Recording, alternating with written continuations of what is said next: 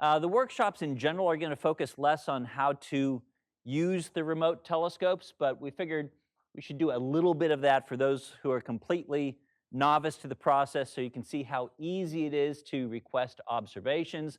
But even so, most of what we're going to do in this workshop is doing things with data once it comes back. Of course, we'll put a few observation requests in, and the data is not going to come back instantaneously. These are queue-based systems. So over the next couple days or so, you'll get your data back and you can repeat these exercises.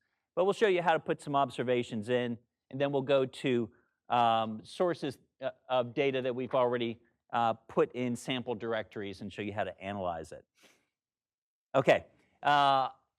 Many of you already had Skynet accounts, so I've added an hour of observing time to those accounts, and it was transparent. You didn't get a notification. Once you log into Skynet, you'll just see the extra credits there.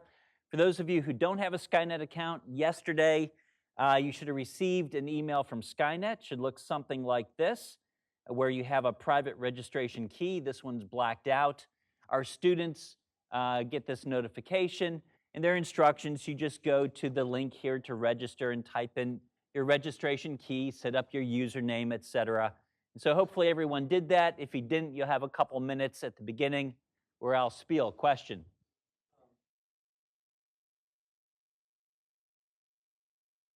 May's not here, right? Maybe Reed can help you out. He doesn't see the credits on his account. Okay. But I think most of you will either see the credits or you'll set up your account now. Okay, and we're going to have a variety of workshops. We're going to have some Skynet workshops, some non-Skynet workshops. While a few of you are finishing your account, I'll just tell you a little bit about the education ecosystem that we're developing here at Skynet, and then we'll move into actually doing some of the activities from the introductory curriculum. So here's one of our favorite pyramid plots. It's what we've done and what we're working on. At the base of this pyramid, we have the resources. For us, it's Skynet. For many of you, it's LCO. With Skynet, we're adding these radio telescopes, as you heard about. I've been a big fan of educational radio astronomy for well over 30 years now.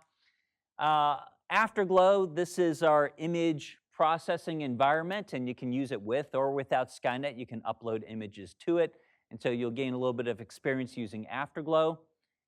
We built it initially with NSF funding, and more recently we've expanded its capabilities tremendously with DoD STEM funding, who actually came to our conference today, so we're grateful. Thank you. And then Astromancer, this is a suite of data analysis tools, beyond the images, but processing different types of data. We keep adding to this. And these are tools that you may use in your classrooms. And we built upon that, we have this ecosystem of curricula that we're developing. The big one is Our Place in Space, OPUS. Many of you are OPUS users. This is actually being used by 1.5% of all astronomy, introductory astronomy students in the country right now. So we're beginning to tackle the problem of scale. Many thousands of students use it every year. And it's more of an introductory curriculum, and this workshop is focused on some of these introductory exercises before you try some more advanced stuff as we move along. On top of that, our OPUS was paid for primarily by NSF. On top of that, we have the multi-wavelength universe, or astrophotography of the multi-wavelength universe. Despite the name, the word astrophotography, it really is a science course. It's a next level curriculum. Astrophotography is just the hook. It's 50% optical, 50% radio, and you'll see some of those activities as well. And then we have our ambitions. Many of you are familiar with the Argus array that we're building at UNC. It's going to be an amazing time domain instrument. I don't have time to explain it now, but we're hoping to build a curriculum that builds on top of this and takes students all the way to publishable new results in research. And we're also working on ways of peeling some of this out as K through 12 activities. Okay, but today we're going to do just a few sample activities from OPUS. You can see how easy it is. The things that we're going to tackle: Kepler's third law. We're going to watch a moon go around a planet and use that information to measure the mass of the planet. We'll do something from our standard candles lab. We'll focus on R Lyraes, but we also do Cepheids and type 1As. And we'll do a piece of the Great Debate of 1920. The piece that uses R Lyraes, just so you can see how easy it is to do these things. Okay, we'll come back to this document, but actually let's go to this document now. There's some useful links. So if you go to this tinyurl.com, Skynet-workshops, plural. Without the S, it takes you someplace else. I guess I used the tinyurl before. But tinyurl.com/Skynet-workshops, and you scroll past the basic registration information. You can see some links that we're going to use: Skynet, Afterglow, Astromancers here, and just other information that we'll use. So you want to get this one up. I'll just put the tinyurl up there one last time. Okay. And once you're here, everyone should go to Skynet. It's this first link right here. And once you've activated your account, you should be able to log in. Looks something like this. We call this Skynet 1. This is getting pretty dated now. It's 10 to 15 years old. My team is almost exclusively involved in building Skynet 2, which, again, no time to talk about it here. It's not the purpose of this meeting, but it's something we're very excited about. And it's going to facilitate the integration of these radio telescopes as well. Anyway, once you go to Skynet, is everyone finding their way, logging in successfully? No problems? If you do have problems, just raise your hand and Reed will work his way around the room. Just look. Say again? Oh, yeah. Yeah.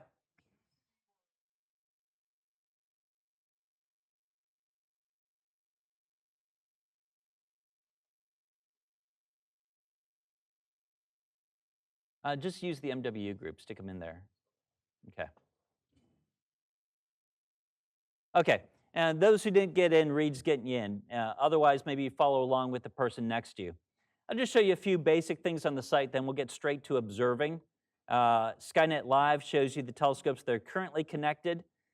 Chile is a great site. It's clear 300 nights a year. The other 60 occur now. And so you can see all under weather. We have a lot of bad weather in Chile right now. But it's a queue-based system. These are the ones that are currently connected. Some telescopes just come on at night and they go off during the day. And there's more information here about each site and the telescopes at each site and filters if you want to get into it. But we're going to be quick and efficient here. So once you're in, go to My Observatory and Optical Observing. Okay. This will take you to a page. If you're a previous Skynet user, you'll see your previous observations.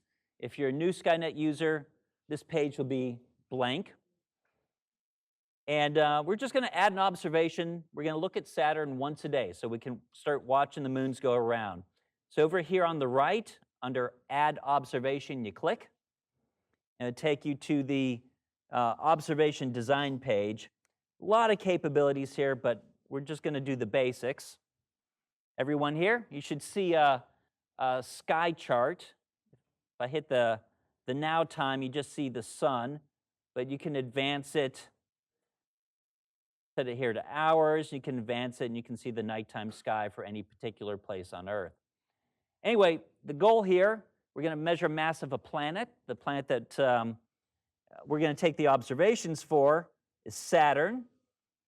It's visible right now, and it's a fun one to target. Jupiter's also a fun one. So under Target Lookup, and you can see this on any of the monitors around the room. It's one of the things I like about this classroom. Just type in Saturn and search for it. And it will type in the name Saturn. If you want to rename the observation, totally up to you. But it types in the current right ascension and declination, and it knows this is an object that moves across the sky, asteroids, planets, minor planets. And so it will update those coordinates before it finally dispatches. So you don't have to worry about it not being there if the observation's delayed due to weather. Some other key things: max sun elevation. It's good, the sun has to be down, of course. Professionals wait until the sun's 18 degrees below the horizon, but with something like Saturn, it's bright. We can observe in twilight, so the max sun elevation, the default's probably -12. This is good in the OPUS curriculum. We can crank out a lot of observations before the pros start overwhelming the system once it gets darker. Min target elevation, 30 is a good one. You don't want to observe too close to the horizon through too much atmosphere. So this will observe when your target's 30 degrees up. Min visible hours, 1 is fine. Max moon phase with Saturn, I'm happy to observe even during a full moon as long as it's about 30 degrees away. So those are kind of the default settings, and you can imagine tweaking them if you have different goals. If you're doing a faint astrophotography target, you'd set different moon phase settings. Now, under advanced settings, there are all sorts of options, ditherings, offsets, orbital elements. We can just close that tab. We're not going to do anything advanced. And then you see a visibility chart, and Saturn is very visible in the southern hemisphere. If I click on prompt here, that's our Chile site. You can see in about 16 hours it will be up. Here's one of our Australian sites. In about 3 or so hours it will be up. So this observation will be, you may start getting data back in a few hours if it's clear in Australia. Okay, everyone here? Everyone good? No? You have no time? Well, Reed will work his way around too.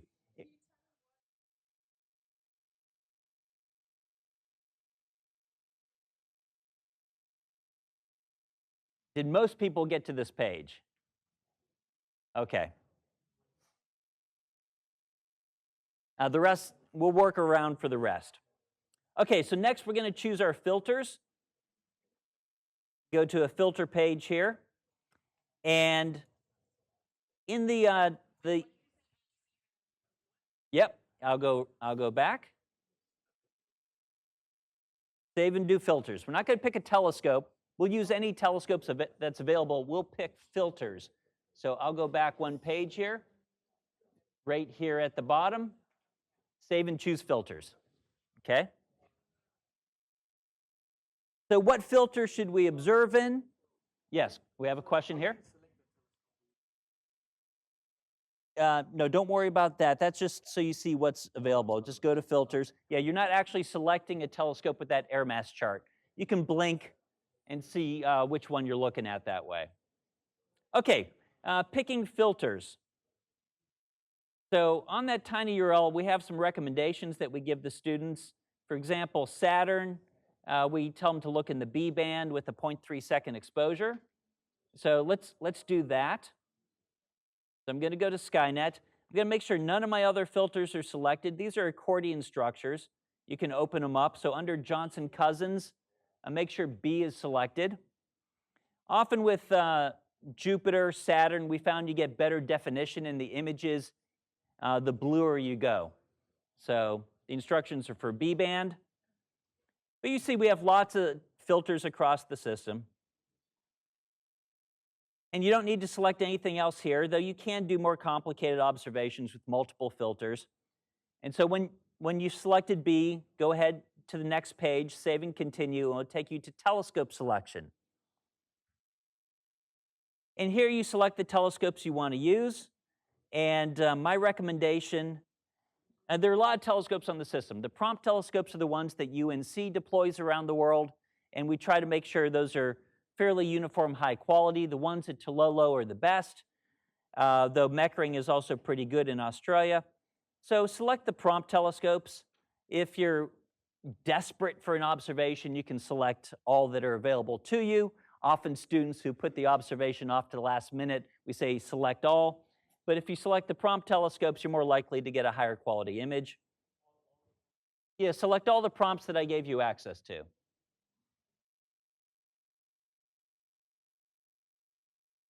And so the first available will carry out your observation.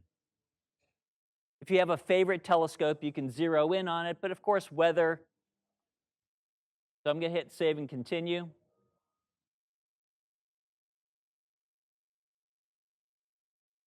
Are most people to the efficiency page? Not yet. I'll wait for a second. And if you're a Skynet expert, help the people around you. Though some people, we have issues with accounts set up in time and whatnot. I'll give you a second here. Yeah. Pointing out a It has the information. Here's the tiny URL again. tinyurl.com/skynet-workshops. All the information you need will be there. No, it's not there. It's just right here. A workshop page so that people can talk. Okay, great.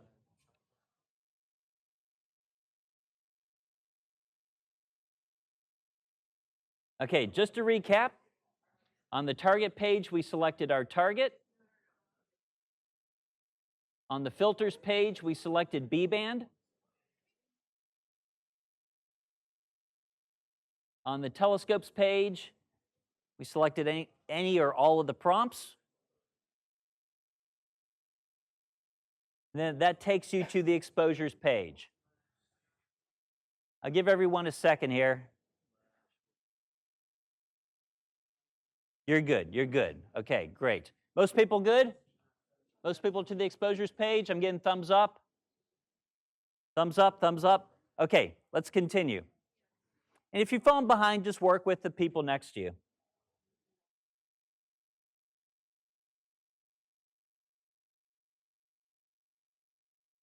Yeah, we'll pass out credits if you didn't get the time. Okay, so on the exposures page, what you want to do is select the generic 16-inch telescope. We're going to design an observation for a generic 16-inch telescope, and then it will deploy to whatever telescope's available. Skynet monitors the throughput of the telescopes, the limiting magnitude of the telescopes. So you design one observation, and Skynet will adapt it to go on whichever telescope's available. And so let me demonstrate this. So we have B-band, let's do one exposure. I'll show you how to repeat it in a second. Duration, 0.3 seconds. That's what was in the recommendation document. And again, if you want to observe other common targets, you can go back to that tiny URL. And if you hover over the telescopes, you can see how it's going to adapt the exposure time.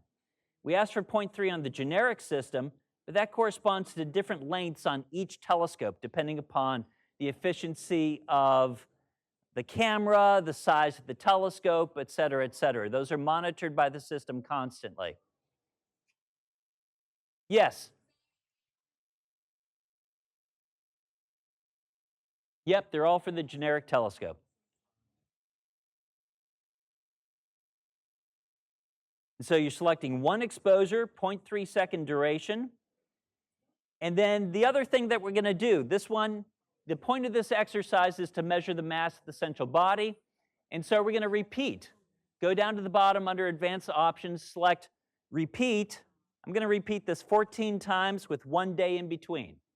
So over the next 2 weeks, you will get a picture of Saturn, and you can see the moons going around it. In class, we have the students put this in 2 weeks before it's needed in lab. Some of the exposures don't come through due to weather, but they really only need 5 or 6 to do the analysis you're about to do.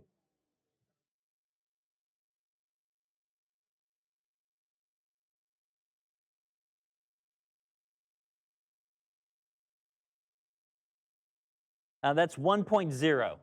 1.0 if it's hard to see. So I'm going to repeat it 14 times with 1 day in between. Then you just save it, and it's submitted. Yes? These are 14 cents. For one? For all 14. It's 14 cents. Yeah, 1 cent each so week. You put 3,600 minutes? 3,600 credits, which is like an hour. An hour. What's the cost for that? For like I'm a teacher and I want to... Oh, okay, so yeah, there are different ways to access Skynet. Some institutions buy time in bulk. It goes for 75 bucks an hour. And some people, through the Opus curriculum, it's in partnership with Cengage Learning, the telescope time is paid for as part of the lab manual. Gotcha. Thank you. Yeah. Okay, and then you submit it. I really don't want to spend too much time on the submitting of the observation, but see, it's here. Once you submit it, it's in your list, and you can keep checking on it as the observations come back. We'll answer a few. In terms of in terms of analysis, is it better to observe the sequence on the same telescope using all exposures on the same? It doesn't matter. Actually, it's a great question. We got the question, do you want to use the same telescope? The default is switch to another telescope if interrupted. So if the telescope it starts on goes down or the weather goes bad, it'll switch to one of the other telescopes. And so that's kind of a nice feature. One of the advantages of a global network. No, it's going to be fine. It's going to be fine. And so we're going to see that next. We'll take a few more questions, then we're going to analyze the data. So we're just curious, like 100 people just submitted the exact same request. Does that mean like if prompt 5 gets it, it's just going to give it to all 100 of Yeah, them? so this was another great question. The question is, 100 people just submitted the same thing. Are we going to take 100 separate exposures? The answer is no. It will go in once and be shared amongst you. That's how we can scale this to a national level without overwhelming the system so the professionals can still play. Any final questions about placing the observation? Okay, let's move on to analysis. And there'll be lots of time for those who are figuring out the observation, lots of time to help you out here. Okay, analysis. Let's start with something simple. Let's go to Afterglow. It's in your list. It's the second link, afterglow.skynet.unc.edu. You go there, the login is exactly the same. You can log in with your Skynet credentials. Yeah, you have to log in with Skynet. So you go there for the first time and you'll see a box on the right, log in with Skynet. Just log in with Skynet and it will take you directly in. Let's start by looking at an image of Saturn. Okay, so this is how you do it. Is everyone in Afterglow? No? Okay, I'll wait.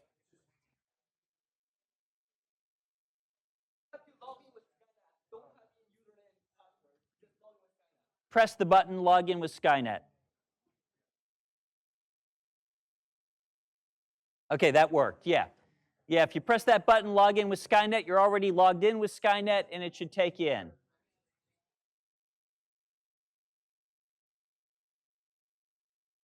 Everyone getting in?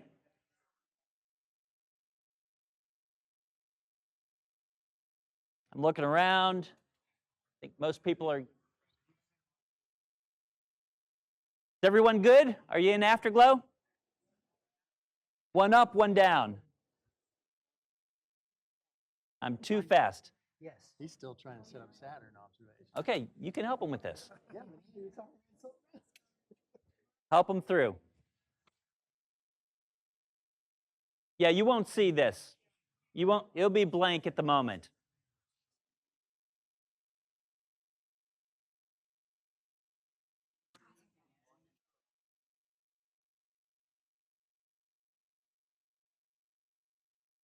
Hey, you in Afterglow yet? Yep, you're good. You don't have a file yet. So you go into Afterglow and it will be blank at the moment because you don't have any files yet. I have a bunch of files loaded into mine.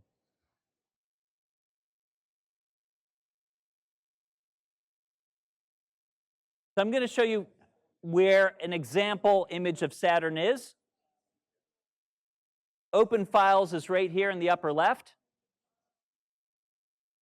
So you can open, and you want, under Files, you're going to go to the sample directory. So Open is here. Here's the sample directory. Click on that. We're going to go down to Workshop.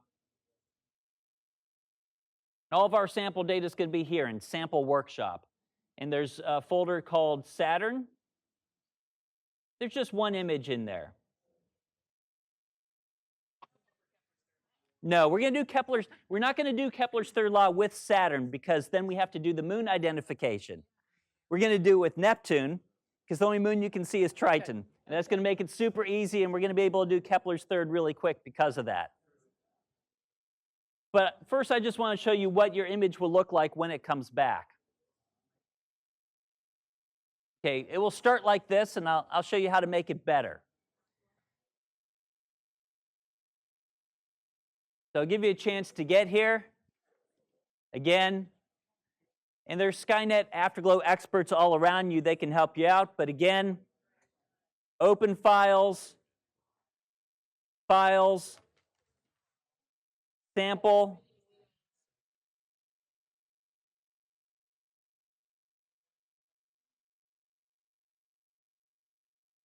Hit cancel and go back in. Got it.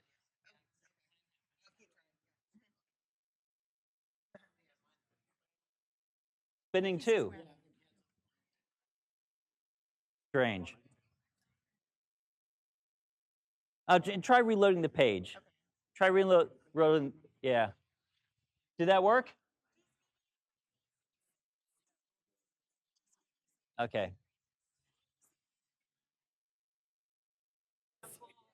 Sample, workshop, Saturn.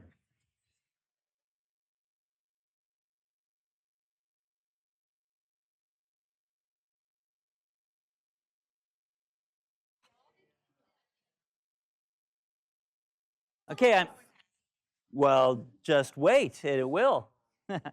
So, yeah, that's right. Good, good. That all these people Just are put them part in of. whatever group, like MW. I have no.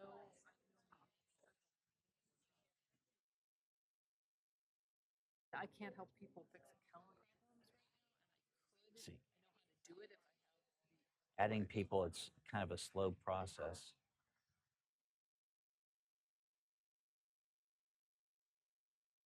As long as you have just one account, then it's not going to be a problem. I can't. I can't. What's your find this, email? Kate at Glass Education.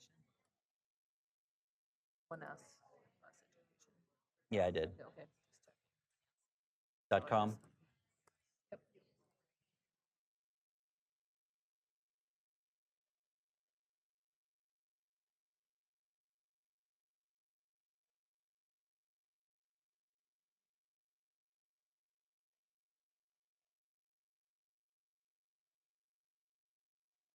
Okay, you have the power to fix things. Okay. Thank you. Okay. Any progress? If you had some spinning on the opening, you may just want to reload the browser page. That get you through? I think so. Okay. Okay. Where are we going within? So here we go again. Open files is right here in the upper left. And it will look like this. And you're going to go to sample, then down to workshop. And let's start by opening Saturn.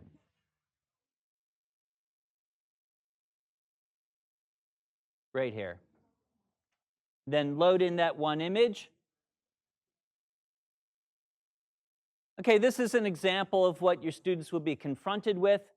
Saturn's in there. It's a matter of adjusting the brightness and contrast. So that's one of the first things we teach them. This first tab here on the right is display settings. And we have all sorts of ways to do it, but the simplest thing is just hit bright target. It's good brightness and contrast settings. It will take out that sky glow and you can see Saturn no problem. This button right here, bright target. But our goal here isn't to admire Saturn, it's to look at the moons. So if you go to the saturation level, which is right beneath it, scroll that number down, you see Saturn will get saturated and the moons will come out. Yep. So like there's my bright target, here's the default preset, and I can do anything in between by changing the saturation level. There's 99.8, 99.7. Sometimes you can pull out a few extra moons here in the planet glow. And then what we normally do with our students is they learn how to open it up in Stellarium. All the information that you need is here in Skynet under the Information tab. So you can get the date and time of the observation. And this is just to demonstrate that you can identify moons. I'll hide mine and just make this really big. And I don't know if you can see my eyesight's not good enough, but For example, I'll point things out and you can see if you can see them in your image. Here we have Titan and Tethys and Rhea. Your image is probably more on this scale here. Tethys, Rhea, Dione. There's another star there in the vicinity, and up in the upper right, Iapetus. So we do this in our introductory lab. They explore the solar system. It's a very inexpensive exploration. These are very short exposures. They learn how to bring up the same field, same time in stellarium, identify objects. We have more advanced activities where they image dwarf planets and play the Where's Waldo exercise comparing to the DSS. But anyway, let's try our Triton activity. So if you go back to the tinyURL page, let me find it here. The one link we haven't clicked on yet is tinyurl.com/Skynet-Triton. So I want you to click on that, and each quadrant of the room is going to do this activity. You're going to work with different quadrants. There's 6 of them, not 4. Each section of the room is going to do this activity. So you click on that, and you'll see a page like this. And there are different sections here, A, B, C, D, E, and F. Figure out what section you're in. It's written up on the walls there. And my phone buzzed, okay. And get into that particular tab and claim an image. And so here we have image numbers. I'll show you where to find the images in a second, but go ahead and write your name and claim an image. And if there aren't enough people in your section, then claim 2 of them. But we want to fill this all out. If you feel particularly adept at Skynet Afterglow usage, claim 2. But go ahead. Section A, B, C, D. I'm looking through. Let's see the names fill in here.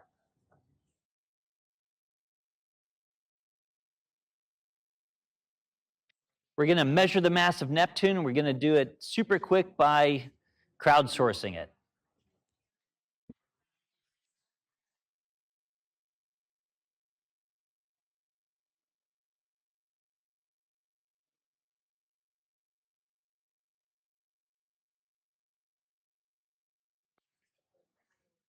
Section B, only Lisa. You're going to have to do them all.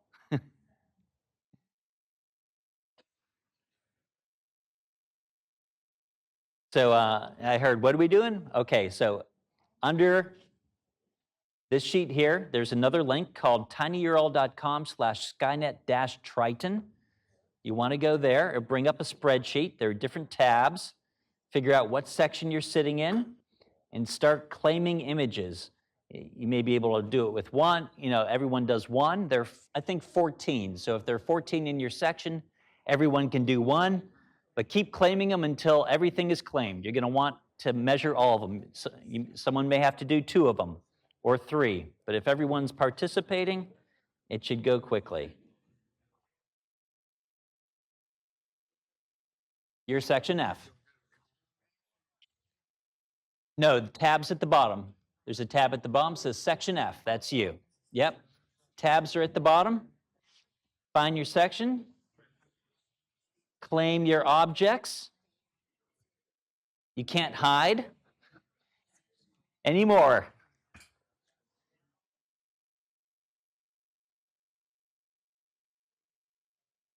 Okay? If you have a lot of gaps, section C, they're into it. Look at that. Section C knows what they're doing. They've doubled up. So you may have to claim 2 images. It's not going to work with only 4 or 5.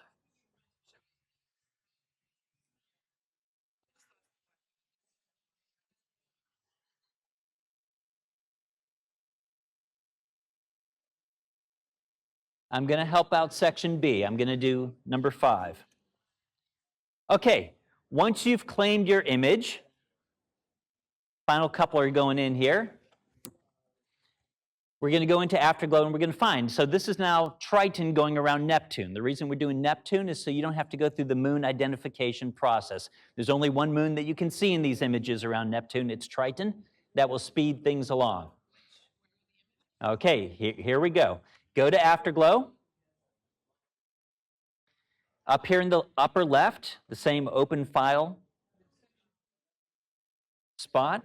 Yep, you're in D. And go back to Workshop. and it's down here under Triton. So again, open files, sample, workshop, Triton, and find the number you signed up for and open it. I signed up for number 5.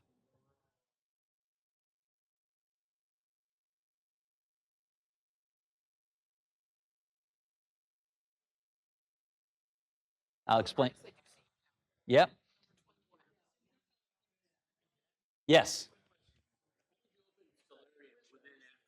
Oh, no, it wasn't in Afterglow. I just had it open on my machine. That's what I thought. I could have led you all through a stellarium exercise, but I figured you don't need that from me. Yeah.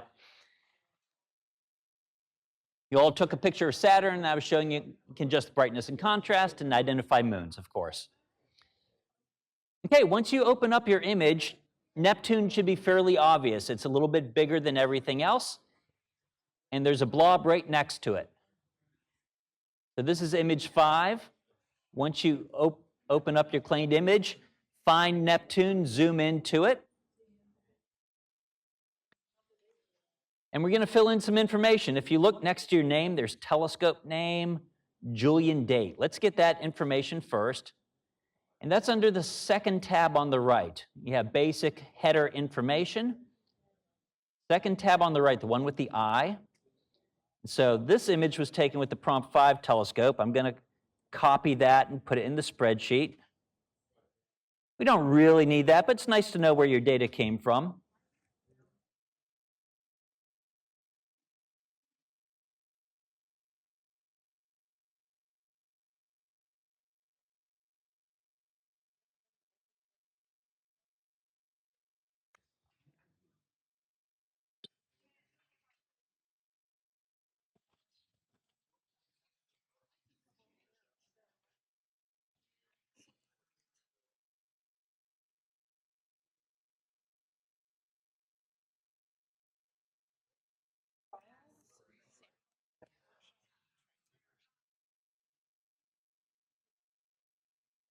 Ah.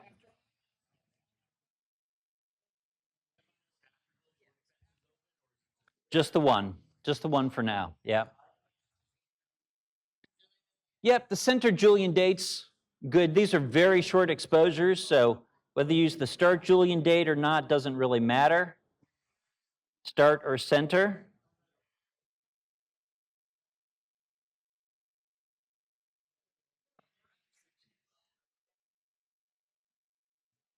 So someone quite creatively changed my text color to white, so thank you. That took me about 60 seconds to figure out why I couldn't see what I was typing. And you'll probably want to get rid of labels and make sure it registers as a number. Yep. So fill in the basic information. What telescope did it come from? What was the Julian date?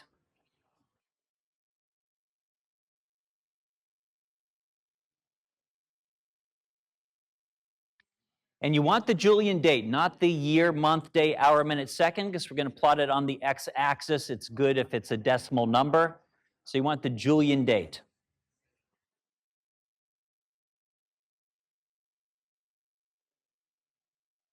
Section A is doing pretty good. Oh, some people are well ahead. Some people are measuring the separation already. Look at these experts.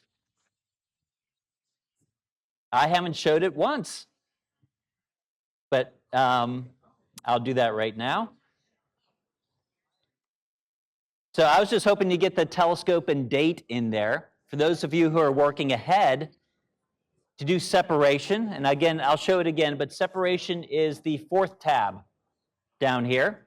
It's the one with the little line graph.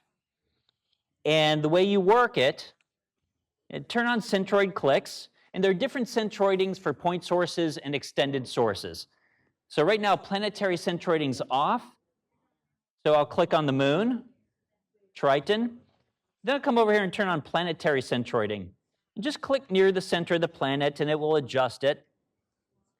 And if you look down here, there's the length in arc seconds, 14.844 for me, and I can add that to mine. I'll explain it again, not a problem. Quick, yep.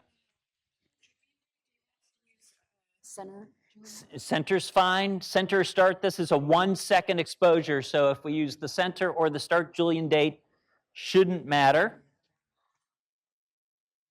See how we're doing. Got some telescopes.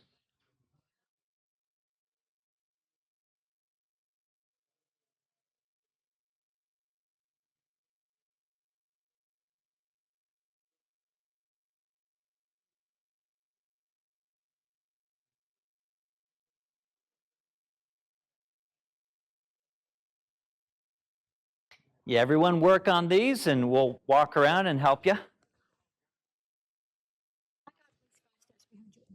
Everything you said. So now we finally figured out what this was. And so Okay. where was that other picture? Oh, have to go to Afterglow. some- That's in Afterglow. The picture, Where is- it's probably that one. Yep. Okay. Okay. This is Now, the Saturn now, picture. now you're going to load in your Neptune picture, the one you just selected. So go here. That one? Yep. Open. Okay, that's this.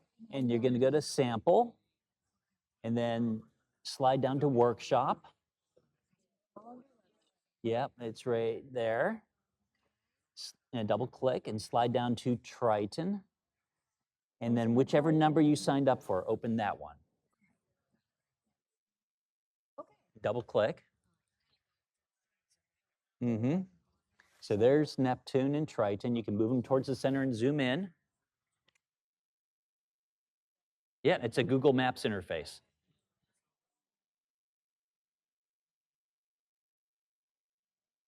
You can zoom with that, or you have a scroll wheel mouse. Just scroll right on top of it.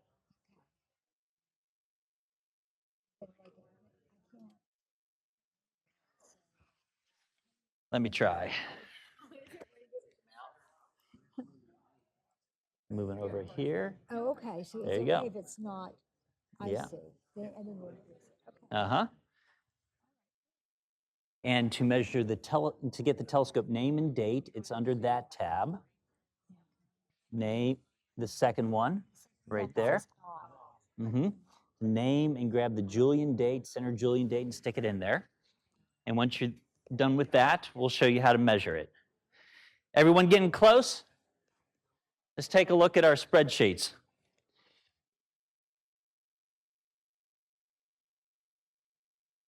Okay, getting close here. Let's see, section A. Have a couple more to go. You're doing good. Section B. Now, who needs the how to measure the angle again? The explanation on how to measure the angle?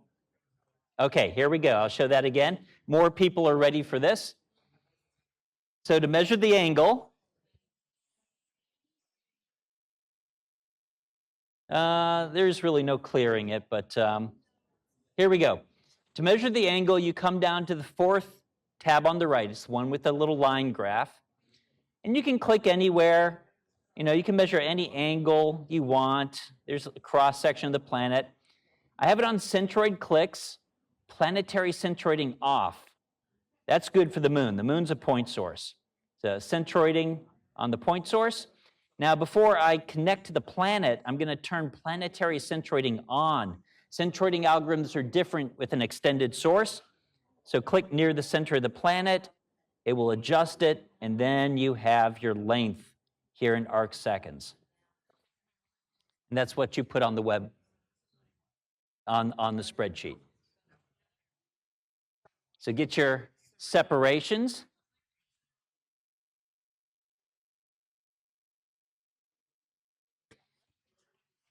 And if someone near you is struggling and you figured it out, help them.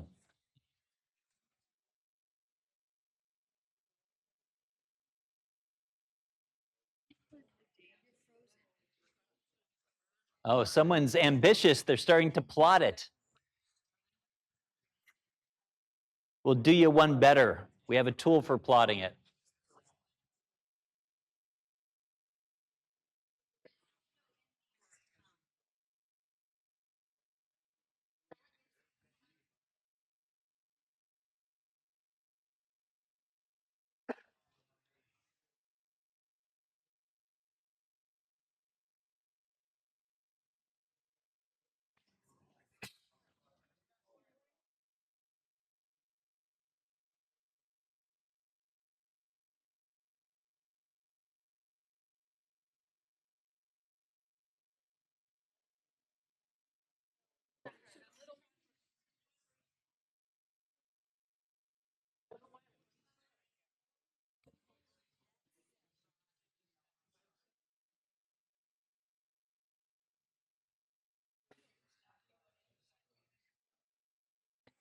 So if you're done with your measurements and there's gaps, go ahead and do some more, or just steal the numbers from another tab. We want to get each of your tabs full. A measurement for each image. So if you're sitting around with nothing to do, go ahead and do another one. Like here on section F, no one's doing 18, 21, 23. Go ahead and crank a few more out, or just steal them from another tab on the spreadsheet. You can also check your measurements against other people in the room. Oh, look at section C. It looks like they're done.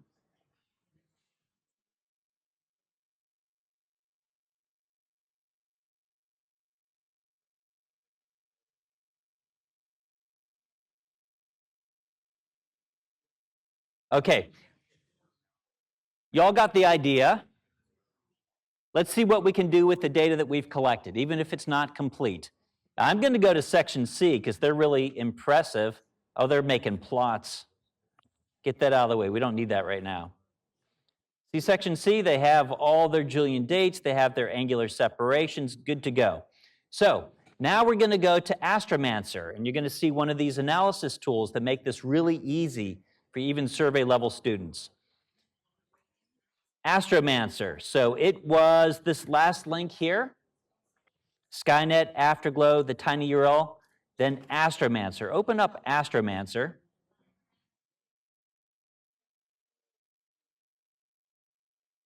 And you see we have a whole collection of tools for doing different things here. Oops, I clicked on the wrong one. We're going to click on the one called Moon. And right now there's just garbage in there. So what are we plotting? What are we plotting? Actually, I'll just add some labels to help you. The title of this graph will be Triton orbiting Neptune. Okay? The x-axis is Julian date.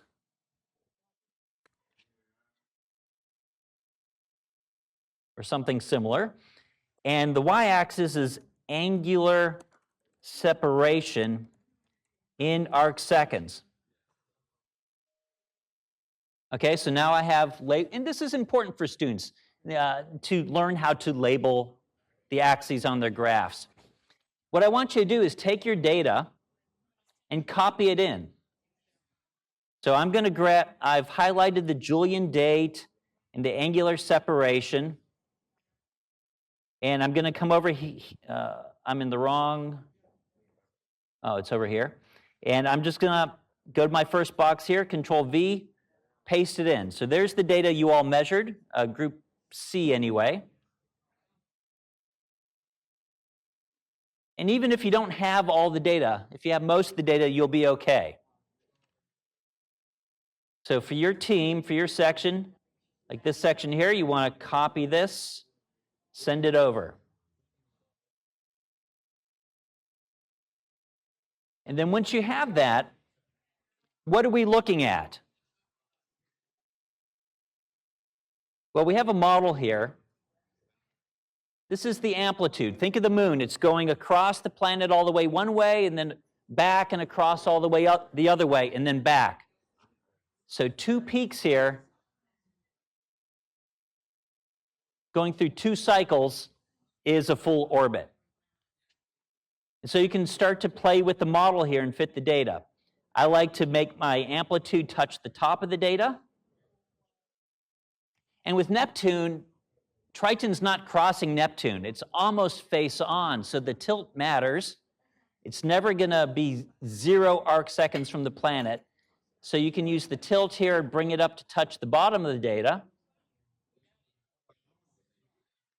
You can slide it around until you have some kind of contact, and then play with the period until you have a decent fit. Keeping in mind that you may have a stray point or two that does not work because maybe a careful measurement wasn't made.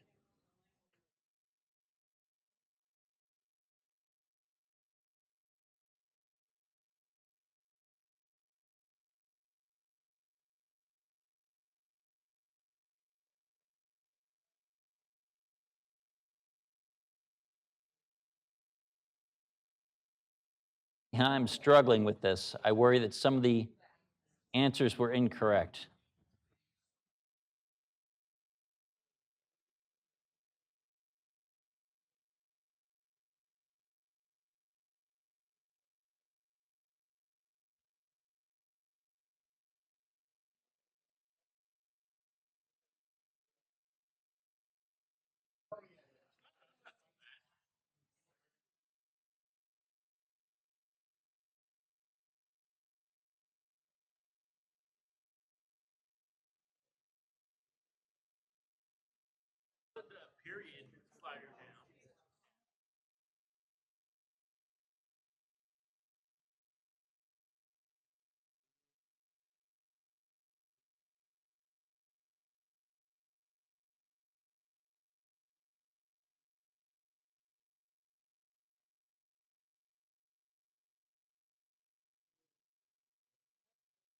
Let's see what I can do.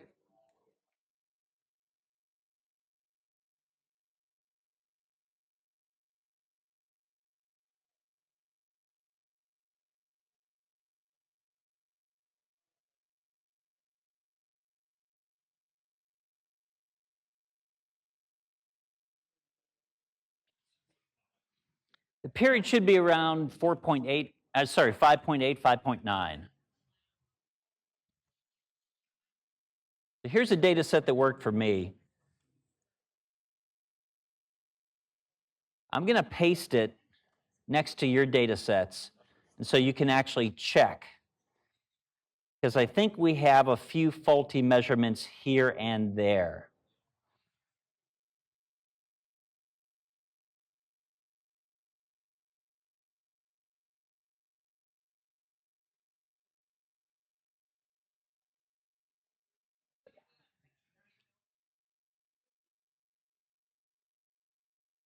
I'm putting them on each sheet, the correct answers. And so if you have a few data points that seem astray, you can compare here.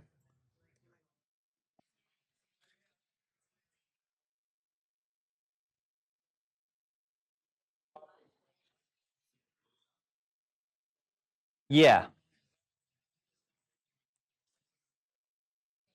Okay.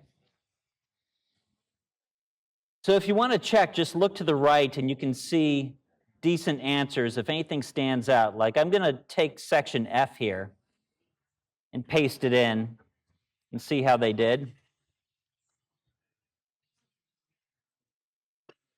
Yeah, section F looks pretty good. Here's section F's data, where you're adjusting the amplitude, the period, the phase, and the tilt, and you can get a good description of the data. So section F has my approval. I'll take a look at section E.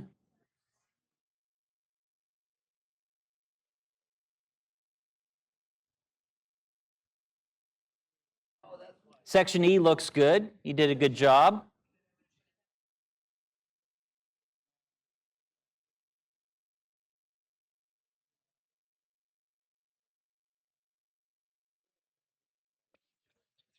And section D has one very stray point.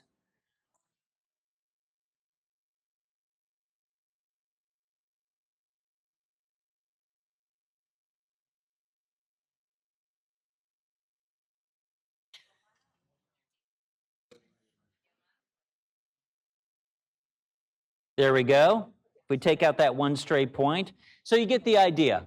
I haven't checked them all, but have you tried fitting the model to the data? I checked D, E, and F.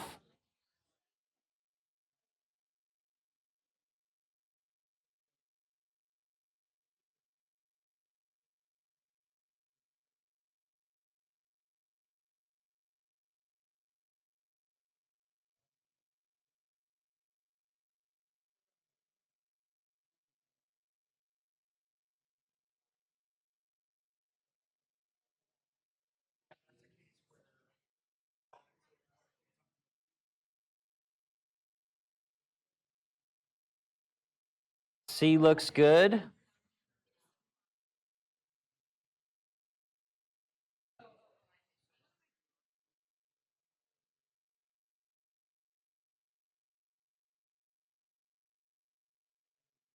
B looks good.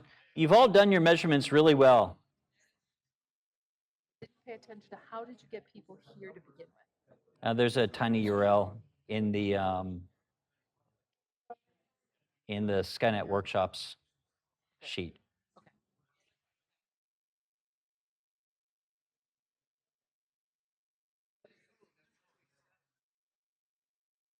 Okay, for A, something's wrong with A. I think someone has an extra or missing decimal point.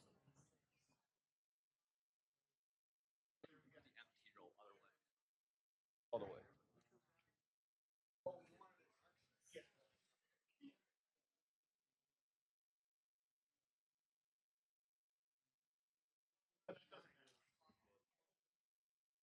Okay, I've tested all of your data sets now. They're all fine. I had to fix one time and one angular separation, but you made a lot of measurements very quickly, and to only have 2 misprints, miscopies, that's not that bad. So if you want to copy a fresh and paste it in there, adjust the amplitude, adjust the period, adjust the phase, and adjust the tilt. Are you all getting decent models? Not yet? Okay. Models similar to what's up on the screen? Okay. You can maybe increase your tilt and come down and touch them. There you go. That looks beautiful.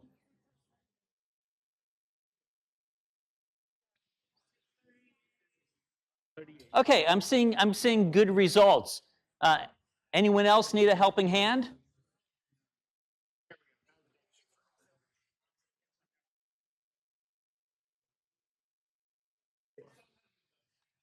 Okay, the last thing we're going to do, I'm not going to show you the standard candle due to time reasons. We have other things to do today.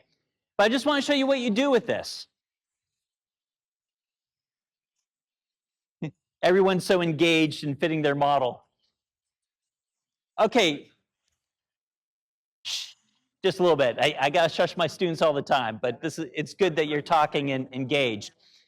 So the point of this was to measure the mass of Neptune. And so you need a semi-major axis and period. That's Kepler's third law. We have the semi-major axis in arc seconds here, the period in degrees. So come back to your spreadsheet, scroll down a little bit. I have some built-in calculators. Now normally the students would go through the process of figuring this out themselves, but I just coded in real quickly. In your section, go ahead and stick in your semi-major axis in arc seconds, your period in degrees. I've already looked up the distance to Neptune using Stellarium. Interestingly, you can also get the distance with parallax. We have Skynet telescopes on both sides of the planet, so you can actually measure distances within the solar system through parallax. But once you have that angular size and the distance, you can calculate a physical semi-major axis in AU, convert the period from day to years, and then it's just a cubed over p squared is the mass of the central object. And in the labs we go through this, but I think you're familiar with it. So go to your calculator. You can all take a turn. You're all sharing calculators within groups, and input a semi-major axis and a period.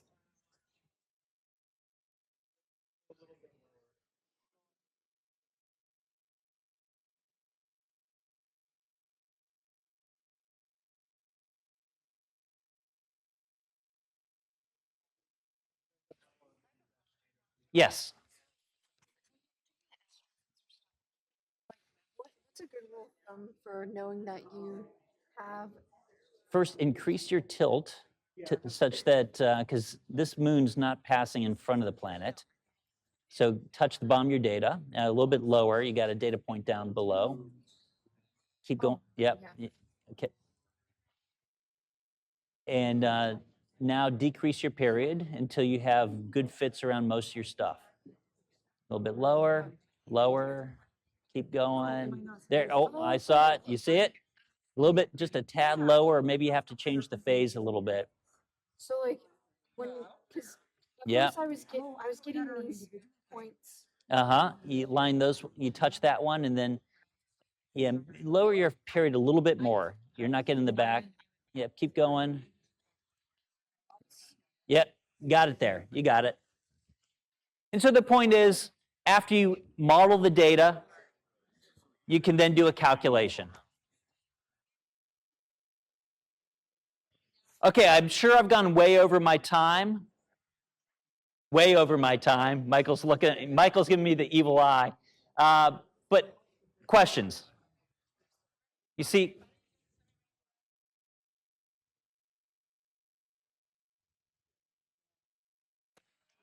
so you go to the, yep, right there. You got your semi-major axis in arc seconds, period in days. Now go back to this spreadsheet, and I built. So the amplitude is the semi-major. Yep, yep, yep. Okay, right. And there's a little calculator on that spreadsheet to make it quick and easy for you. But what kind of masses did we get? 1% error? That's not bad for a rapid crowdsourced activity. This one's 1.2% error. This one's 5.9, 4.5, 4.7. So it looks like we're getting 5% error. 100% error, well, that one's not completed. Okay, we're going to wrap it up there. Final questions? Oh, No? doesn't matter. We don't understand the Like angular how you semi-major got axis. angular semi. Yeah, so How would that be? great question. So what you're measuring is the angular semi-major axis, right? Because you're measuring angles off your image, you're fitting it. And so the amplitude of the variation is the semi-major axis, but in arc seconds. And so you then have the distance to the planet in a physical unit like AU. You do a small angle. Yeah, okay. So the thing is, On the graph, it's saying like the amplitude here is like 16.7 or something like that. and then you go down, We and don't it goes understand. down to 8. Yeah, that's not the Like, amplitude of because this we don't curve, start at like- 0. Oh, it's the, it is the greatest extent from the planet. You don't go to 0 because this one's almost face on. If it was if it was edge on, you would cross the planet and you'd go to 0. Right. So it's the maximum that gives you the semi-major axis. Yeah, so amplitude's maybe not the best word. Yeah. Yep. I know, That's I a see great what you're point. saying. That's a great point. Yep. Okay, any other questions before we head back into our next round of dangerous questions? Was this interesting, acceptable, good? Not too hard. With a little bit of practice, you could get students to do this. Instead of just telling them about Kepler's third and doing calculations, they could do it. Your question is, so if, is there, I think you mentioned there's like a, were to have students. Yeah, there's a manual, there are videos, there's a lot of resources that walk you through this. You don't just have to remember what was in the workshop. Absolutely. Okay, I'm going to close up, and the next thing is a discussion section. Calais, you're up next, right?